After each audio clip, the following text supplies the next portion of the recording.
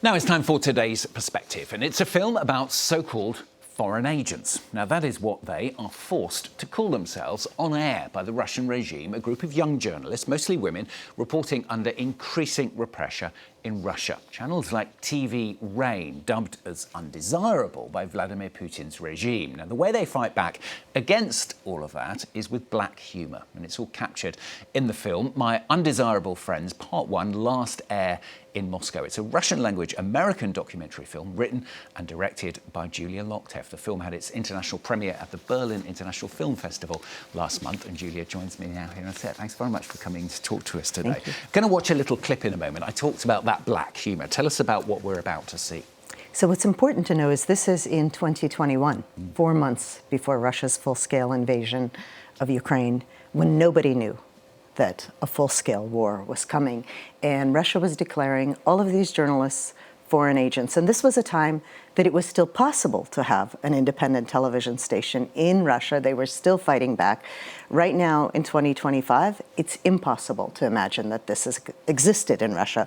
All of these media are now in exile. So we're about to see a marathon that they held against the foreign agent law, where they deal with things with humor, and it was kind of the last days of resistance inside of Russia. Let's have a watch then and see a little bit of the film.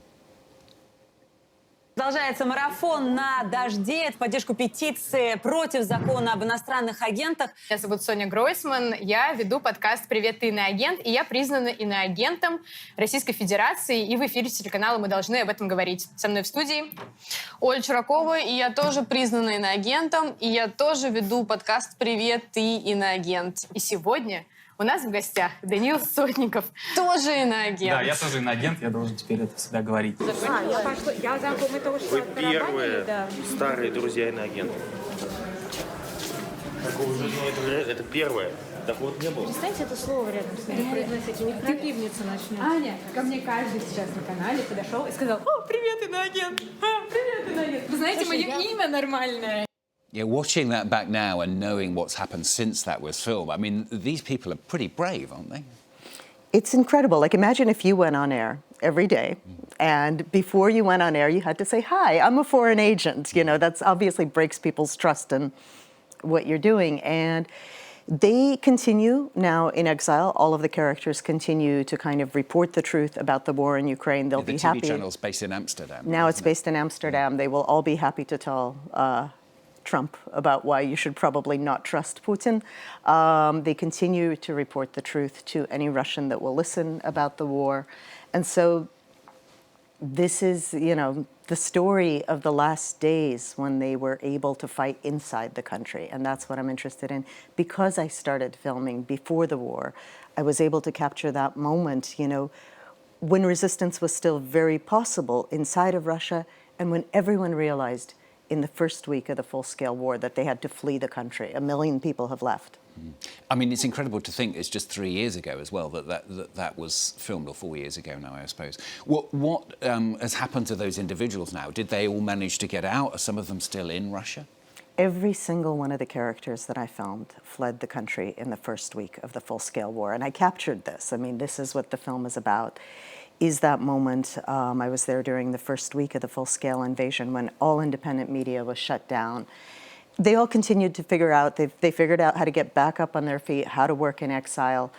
But I think it's super instructive now for Americans. And, you know, I was born in Russia, I'm an American. I mean, I moved to the US when I was 9.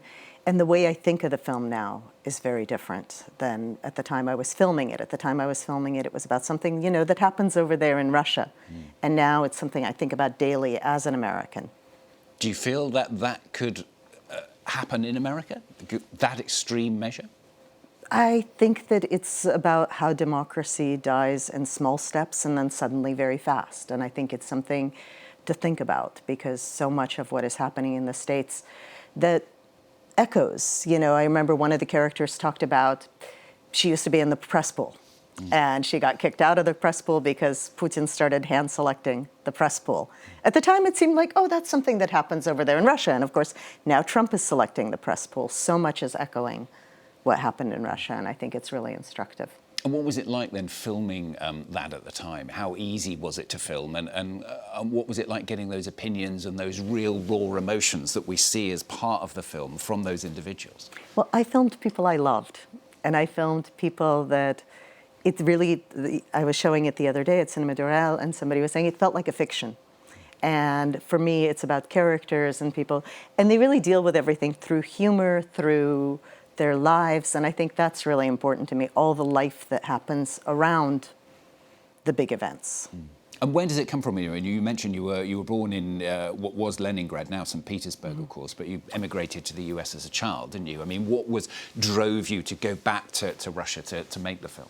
So in the summer of 21, Russia started declaring individual journalists and media foreign agents, and I thought something new was happening. I thought this is really something very strange, because not only did they have to mark their TV shows like this and their articles, but they had to mark their Instagram posts of their cats, their vacation pictures.